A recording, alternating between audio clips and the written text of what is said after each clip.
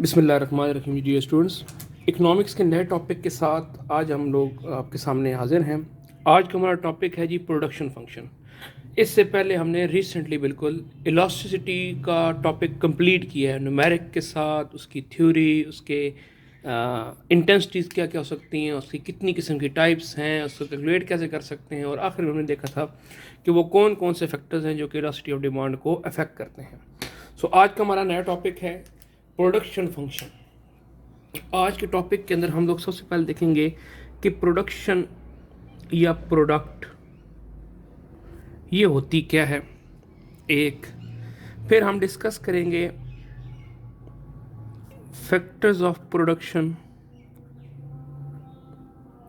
क्या क्या होते हैं, और फिर हम लोग अपने मेन टॉपिक की तरफ जंप करेंगे कि प्रोडक्शन फंक्शन क्या होता है।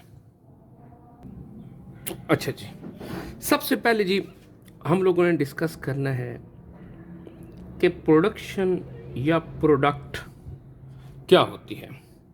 सो प्रोडक्शन या प्रोडक्ट को हम सिंपलेस्ट फॉर्म में अगर डिफाइन करें तो ये हो सकता है the process of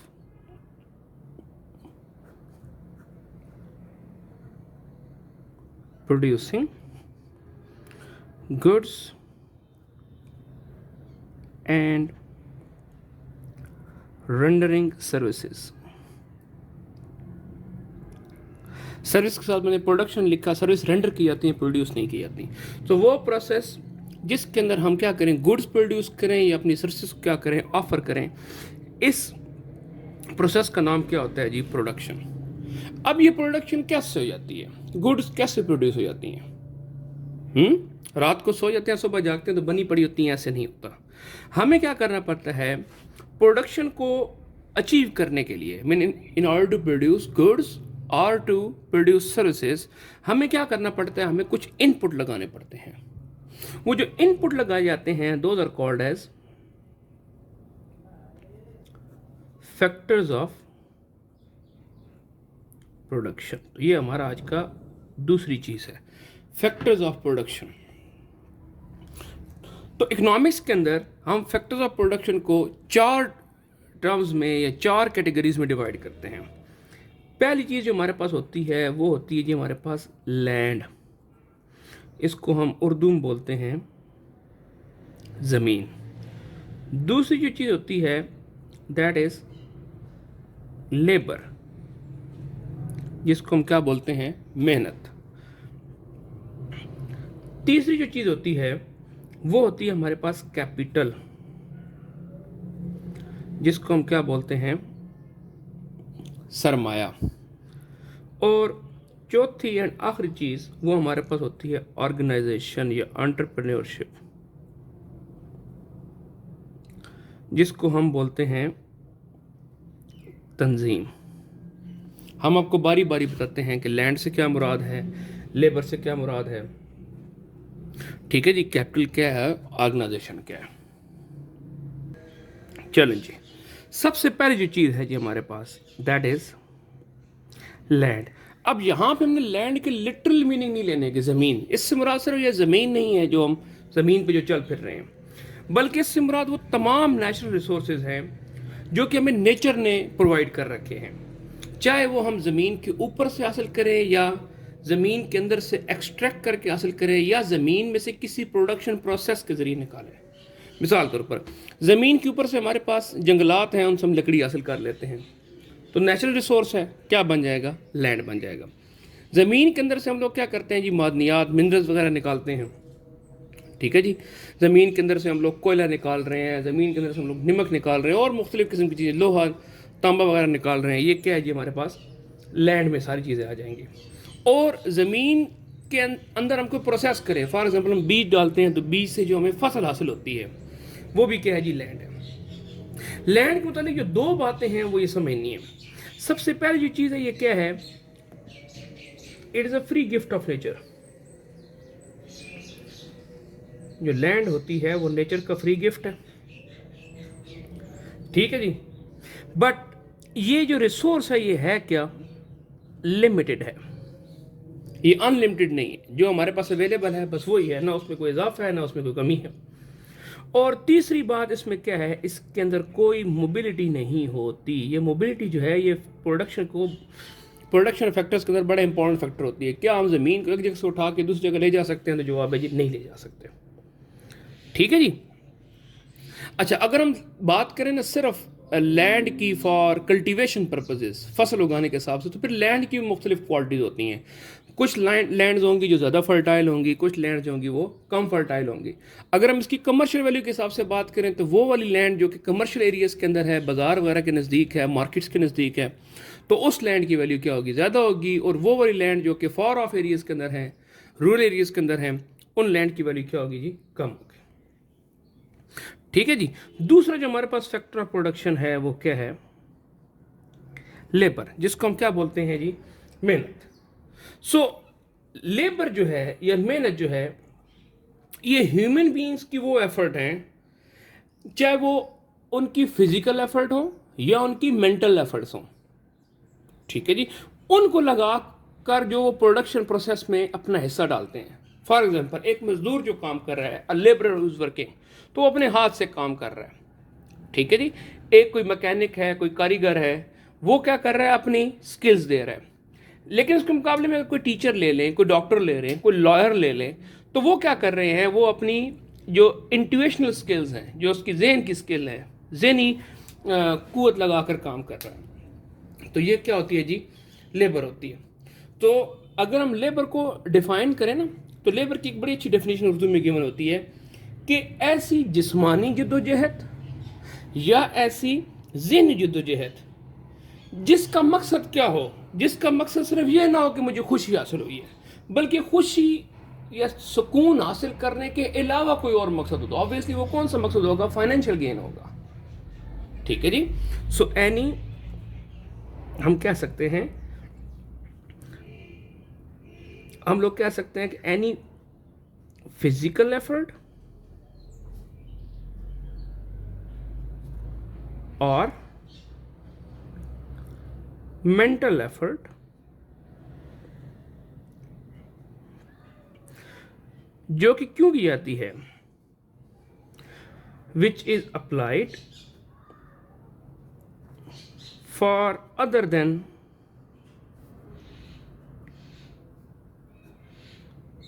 spiritual satisfaction. इसका मतलब देखो, ये स्पिरिचुअल सेटिस्फैक्शन को अलग से क्यों किया है? इस मतलब इसको अल्लाह आपका भला करे, इस मतलब मुसर्रत को क्यों अलग किया कि ये खुशी हासिल हो रही है? अब एक बंदा है, उसने अपने घर में गार्डन बना रखा है, उसको गार्डनिंग का शौक है, बागबानी का शौक है, तो वो जो ये काम कर रहा होगा उसका इससे कोई मतलब कोई फाइनेंशियल गेन हासिल करना मकसद नहीं है। एक हाउस वाइफ है, घर में काम करती हैं, माँ, हमारी माएँ बहनें काम करती हैं, तो वो जो हमारे काम करके देती हैं, वो उनका मकसद इसमें से कोई, अल्लाह का भला करे, कोई फाइनेंशियल गेन हासिल करना नहीं होता। तो वो जो एफर्ट्स होंगी, वो इकोनॉमिक में जो हम लेबर बात कर रहे हैं, इकोनॉमिक्स के अंदर ये लेबर में इन्वॉल्व नहीं होंगे।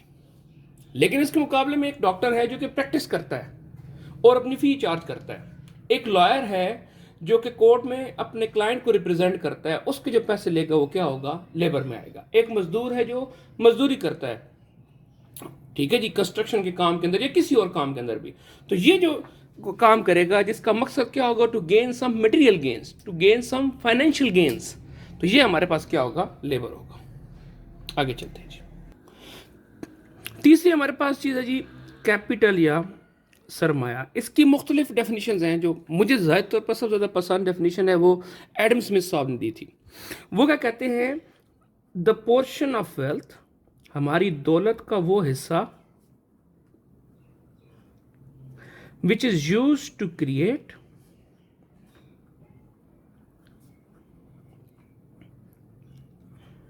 फर्दर वेल्थ, जिसको हम क्यों इस्तेमाल करते हैं? मजीद दौलत बनाने के लिए। देखिए, आपकी जेब में पैसे हैं, आपने अपने कपड़े ले लिए, अपने जूते ले लिए, अपने खाने पीने की चीज़ ले ली, ये आपकी कंजम्पशन है, ये आपका कैपिटल एक्सपेंडिचर या कैपिटल में नहीं आएगा, सरमाए में नहीं आएगा। लेकिन कोई बंदा अपना वो पैसा जो अपने बिजनेस पे लगा दे, बिजनेस में पैसा क्यों लगाया जाता है? ताकि कल कल मैं क्या कर सकूं? इससे अर्न कर सकूं। तो ये क्या बन जाएगा? कैपिटल। इसको समझने के लिए एक और एग्जांपल लेते हैं। आपके घर में एक सोफा चेयर पड़ी है, उस पर आप बैठते हैं, आप इसके अलावा उससे और कोई गेन हासिल नहीं कर रहे, ठीक है, आप आ जाएंगे बैठ जाएंगे, आपके गेस्ट आ जाएंगे बैठ जाएंगे, तो ये आपका कैपिटल नहीं होगा। लेकिन अगर आप उसी चीज को उठा के अपने ऑफिस में रख लें कि ऑफिस में मेरे क्लाइंट्स आएंगे बैठेंगे, उनके ऊपर अच्छा इंप्रेशन पड़ेगा, तो अब ये क्या है, आपने वो जो सोफा था, वो जो चेयर थी, उसको यूज किया। क्यों? It is now it has become the part of production process. आपने इसको इस्तेमाल कर लिया ताकि इससे मैं मजीद क्या कर सकूं, दौलत बना सकूं। तो देख क्या बन जाएगा, कैपिटल बन जाएगा। सो आपकी मनी, आपकी वेल्थ का वो हिस्सा जिसको आप क्या करते हैं, which is used for procreation of the wealth, it is called as capital. और आखिर में जो चीज है, चौथी चीज, वो क्या है,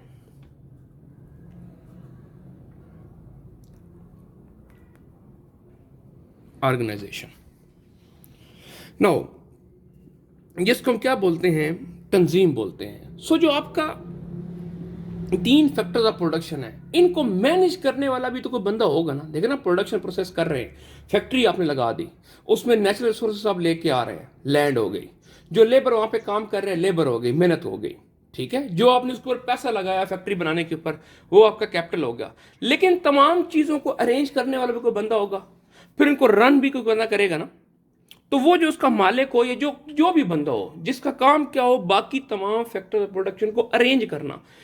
अरेंजमेंट से मुराद क्या है, उनको लेके भी आना, ठीक है जी, उनको फाइनेंस भी करना, और उनको इस तरह असेंबली में लगाना कि हमारी डिजायर्ड आउटपुट हासिल हो। ये जो बंदा काम करेगा, ये जो फैक्टर ऑफ प्रोडक्शन काम करेगा, that is called as organisation. ठीक है जी। अब ऑर्गेनाइजेशन में क्या हो सकता है जी, मुख्तलिफ हो सकते हैं। एक ही बंदा हो जिसको हम सोल प्रोप्राइटरशिप कहते हैं, एक से ज़्यादा बंदे हो जाएं, मतलब 2 या 2 से ज़्यादा बंदे हो जाएं, तो फिर क्या हो जाएगा, पार्टनरशिप हो जाएगा, कंपनी बन सकती है, जॉइंट स्टॉक कंपनी बन सकती है, कोऑपरेटिव सोसाइटी कोई बन सकती है। ठीक है जी। तो ये सारी सारी क्या आती हैं, ऑर्गेनाइजेशन के अंदर आती हैं। अच्छा, अब अगर मैं कहूँ, मैं इसको न्यूमेरिकली शो करूँ, तो जो मेरा प्रोडक्शन फंक्शन है इसको हम शो करेंगे वाई से। कैसे शो करेंगे? वाई से। तो हम कहेंगे हमारी आउटपुट या प्रोडक्शन जो है, it is the function of, मतलब ये डिपेंडेंट है किस किस चीज के ऊपर, लेबर के ऊपर। नंबर 2 किसके ऊपर डिपेंडेंट है, के कैपिटल के ऊपर। इकोनॉमिक्स में एस यूज किया जाता है लैंड के लिए। ठीक है जी। सो लैंड के ऊपर डिपेंडेंट है। अब लैंड में रॉ मटेरियल भी आ जाएंगे, सारे भी आ जाएंगे। और इसमें एक दो चीजें और हैं, एक और चीज के ऊपर डिपेंड करता है, खैर बात की बात है, इसको भी हम सर बता देते हैं आपको। वी जो होता है, it stands for returns to scale.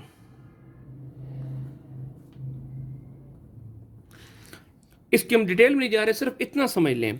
देखिए, जितनी बड़ी प्रोडक्शन फैसिलिटी होगी, जितने लार्जर स्केल पे आप काम कर रहे होंगे, तो आपकी प्रोडक्शन एफिशिएंसी क्या होगी, कम होगी। फिर प्रोडक्शन एफिशिएंसी क्या होती है? प्रोडक्शन एफिशिएंसी होती है कि आप कितने कम इनपुट्स लगाकर कितने ज्यादा आउटपुट हासिल कर रहे हैं। एफिशिएंसी बेसिकली है क्या? It is a ratio of outputs to the inputs. तो आउटपुट ओवर इनपुट जो होती है, ये हमारी क्या होती है, रेशियो होती है। ठीक हो गया जी। तो इन चीजों के ऊपर क्या करती है, ये डिपेंड करता है हमारा प्रोडक्शन फंक्शन। ठीक। एक और भी होता है जी, उसको स्मॉल वाई भी कुछ लोग लिखते हैं इसी प्रोडक्शन फंक्शन के अंदर, that is called as efficiency parameter. लेकिन खैर ये हमारी फिलहाल डिस्कशन के साथ नहीं है। ठीक हो गया जी। अब जब हम प्रोडक्शन फंक्शन को आगे पढ़ेंगे, तो हम अपनी आसानी के लिए कहेंगे कि जो क्वांटिटी प्रोड्यूस है, क्यू या आउटपुट, ये फंक्शन है सिर्फ दो चीजों को हम कहेंगे, कैपिटल का और लेबर का। जो क्वांटिटी प्रोड्यूस है, it is the function of, क्या है जी, कितनी आप सरमाए की इकाइयां लगा रहे हैं और कितनी आप किसी इकाई लगा रहे हैं मेहनत की। बाकी क्यों छोड़ दिया? बाकियों को हम एज्यूम कर लेंगे कि दे रिमेन कांस्टेंट। और इसके अंदर भी मजीद हम अपनी जो फोकस रखेंगे, वो कहेंगे Q is the function of labour. मतलब हम अज्यूम करेंगे कि ये जो हमारे पास कैपिटल है, कि ये चेंज नहीं हो रहा, मतलब जो हमारा टेक्नोलॉजी का लेवल है वो तब्दील नहीं हो रहा, जितना सरमाया हुआ पड़ा है, लगा पड़ा है, बस उसी सरमाया से हमने क्या करनी है, अपनी प्रोडक्शन हासिल करनी है, लेबर की यूनिट्स को कम करके या बढ़ाकर। ठीक होगा जी। तो चूंकि अब हम अपना फोकस सारा सारा किस पर रखेंगे, लेबर के ऊपर रखेंगे, तो लेबर के मुतालिक एक दो बातें आपको जरा हम और डिस्कस कर लेते हैं कि लेबर के ऊपर कौन कौन से जो फैक्टर्स हैं वो, मतलब कौन कौन से उसके फीचर्स हैं। देखें एक बात तो देखें, we can not separate the labourer and the labour. मेहनत को, ठीक है जी, और मेहनत करने वाले को, हम जिसको हम उर्दू में बोलते हैं मजदूर, उसको हम आपस में अलग नहीं कर सकते। अच्छा देखें, लैंड है ना, नेचुरल रिसोर्सेज, इनको हम क्या कर सकते हैं, स्टोर कर सकते हैं।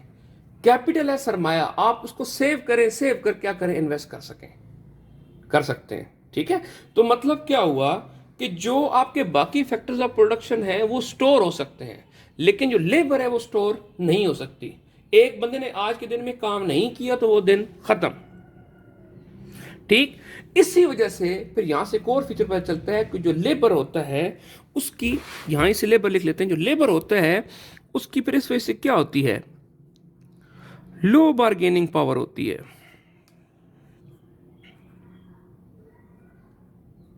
लो बार्गेनिंग पावर होती है लेबर की। ठीक, और इसमें एक और जो बात है वो क्या होती है कि जो काम करने की एबिलिटी है, जिसको हम क्या बोलते हैं, एफिशिएंसी, उर्दू में बोलते हैं इस्तेदाद में, उनकी इस्तेदाद में, ये एफिशिएंसी में क्या होता है जी, डिफरेंस पाया जाता है। There is a difference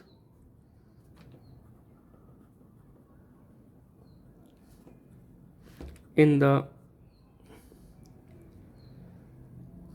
efficiency of different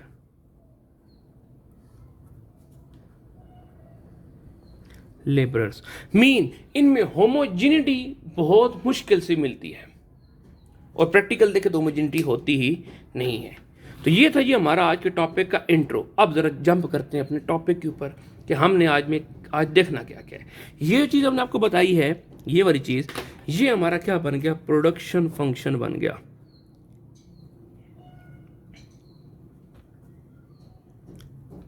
कि प्रोडक्शन फंक्शन बेसिकली क्या है, अगर उसको सारे लफ्जों में बताएं, सो प्रोडक्शन फंक्शन ये है, it shows the relationship between the output and the input factors of production. आगे चलते हैं जी। ओके जी, so the concept of production function, production function का कॉन्सेप्ट क्या बताता है।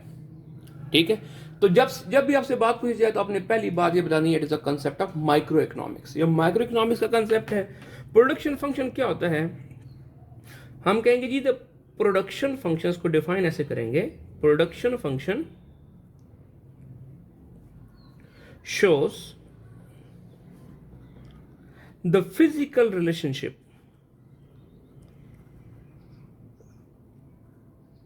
ये हमें क्या करता है जी, फिजिकल मीन क्वांटिटी वाइज, कि कितने यूनिट्स ऑफ इनपुट लगाएं तो कितने यूनिट्स ऑफ आउटपुट मिलेंगे।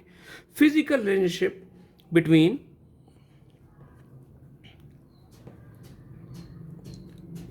The input factors of production and the output. और आउटपुट किस फॉर्म में होती है, output of goods and services. ये है जी प्रोडक्शन फंक्शन। अब प्रोडक्शन फंक्शन के अंदर हमें कुछ कंसेप्ट्स पता होने चाहिए। सबसे पहले हमें यह पता होना चाहिए कि what is our total product, हमारी टोटल प्रोडक्ट क्या है। दूसरा, what is our average product, हमारी एवरेज प्रोडक्ट क्या है। और इन दोनों से भी ज्यादा जो इंपॉर्टेंट है वो क्या है जी, हमारा एमपी, मार्जिनल प्रोडक्ट क्या है। ठीक है जी। सो टोटल प्रोडक्ट, देखिए जिसका नाम जा रहा है कुल पैदावार, ये कुल पैदावार का फंक्शन, ये टोटल प्रोडक्शन फंक्शन क्या शो करेगा, शोज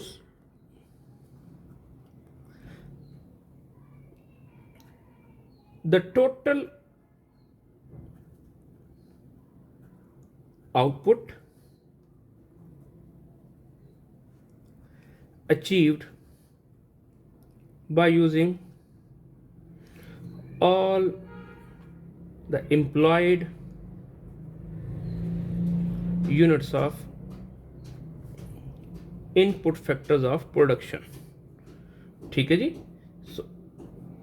और हम यहां पर अब क्या मानेंगे, वही बात कि हमारी जो क्वांटिटी प्रोड्यूस है आउटपुट, अब हम मान रहे हैं it is only function of, वो सिर्फ किस चीज का फंक्शन है, लेबर का फंक्शन है। तो टोटल यूनिट्स ऑफ इनपुट, कौन से इनपुट जी, लेबर यूनिट्स, मेहनत की इकाइयां, कितनी मेहनत की इकाइयां जितनी हमने लगाई हैं उन तमाम को लगाकर हमारे पास तमाम जो प्रोडक्ट मिली है वो क्या है जी, हमारे पास टोटल प्रोडक्ट है। फॉर एग्जांपल एक फैक्ट्री कहती है कि उसने 100 लेबर एम्प्लॉय कर रखे हैं और 100 लेबर एम्प्लॉय करके वो 1000 यूनिट्स ऑफ आउटपुट बना रहे हैं। तो ये 1000 यूनिट्स हैं, ये क्या हैं, ये तमाम के तमाम इन तमाम 100 यूनिट्स ऑफ लेबर को लगाकर, 100 मजदूर लगाकर हम लोग 1000 कुर्सी बना रहे हैं। तो ये क्या है, टोटल प्रोडक्ट है। ठीक हो गया जी। दूसरा हमारे पास क्या है, तो इसको हम ये भी कह सकते हैं, ये क्या शो कर रहा है, total product of labour show कर रहा है। तो फिर ये भी क्या होगा, every product of labour.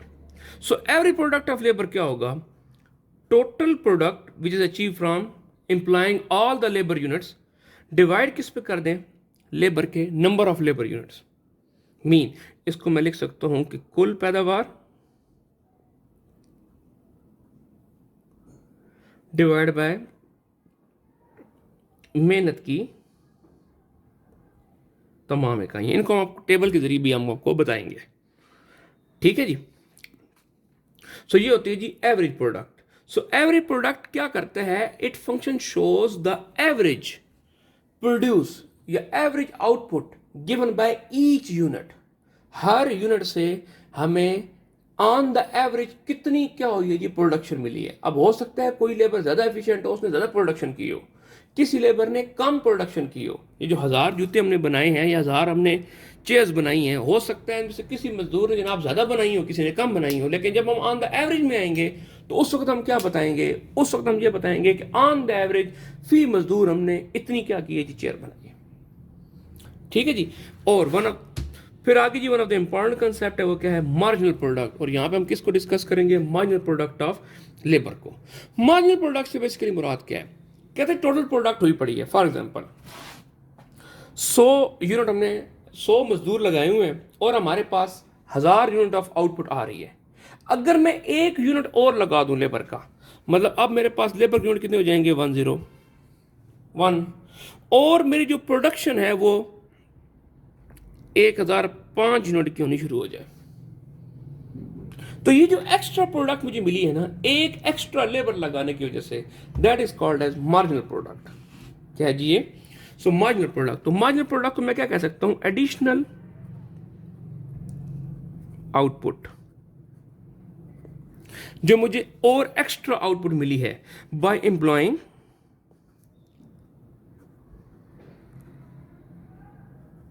N additional unit of input factor. और इस केस में क्या होगा, हमारा लेबर होगा। ठीक। सो एक मजीद लेबर लगाने से जो मुझे मजीद प्रोडक्शन हासिल हुई है, that is called as marginal product. इसी को मैं यूं भी डिफाइन कर सकता हूं, एन एडिशन इन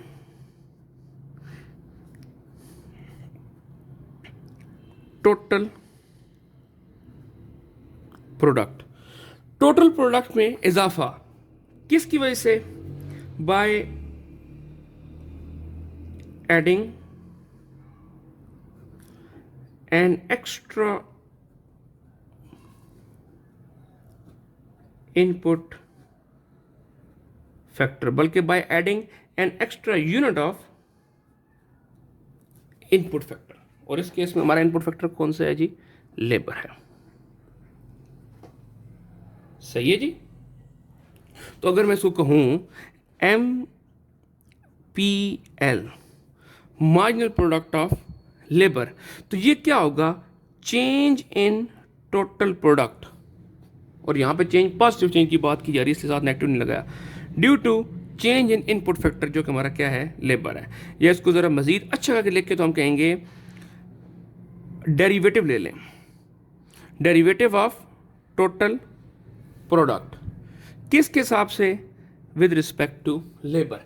एक एक्स्ट्रा लेबर लगाने की वजह से आपको कितनी एक्स्ट्रा आउटपुट हासिल हो रही है, that is called as marginal product. सही है जी। तो यहां तक ये हमारा इंट्रो कंप्लीट हो गया। इंशाल्लाह अगले लेक्चर में हम आपको एक टेबल बना के बताएंगे जिसमें हम सिर्फ जो अपना वेरिएबल फैक्टर लेंगे वो क्या लेंगे, लेबर ही को लेंगे। उसमें हम आपको रिलेशनशिप बताएंगे between total product, average product, marginal product के किस तरह होता है, और फिर यही हमारा एक आगे हमने लॉ पढ़ना है, लॉ ऑफ वेरिएबल प्रोपोर्शन, उसमें भी काम आने वाला है। ठीक हो गया जी। तो अगले लेक्चर तक के लिए अल्लाह हाफिज़। ये थोड़ा सा कंसेप्चुअल सा काम है, इसको बस ये आपको चीज़ें क्लियर होनी चाहिए ताकि हम अपने मेन टॉपिक की तरफ जा सकें। अल्लाह हाफिज़।